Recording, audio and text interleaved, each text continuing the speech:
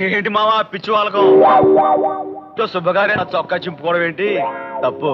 ఇదిగా బాగా అలసిపోయాను, కొంచెం బలమైన ఫుడ్ బాదం పాలు పంపించు, లేకపోతే గొడవలు అయిపోతాయి.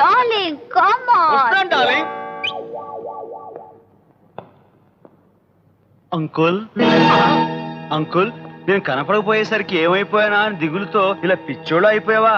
పాపం వచ్చేసాగా. అసలు నువ్వు ఏమైపోయావు బాబు?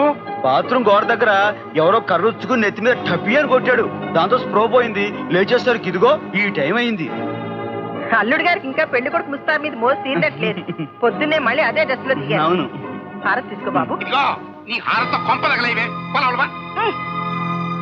అంకుల్ నేను రెడీగా ఉన్నాను కదా, ఇప్పుడు పెళ్లి చేసేసుకోనా?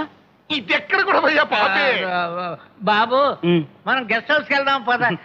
అక్కడ ఉందా? అమ్మయ్యా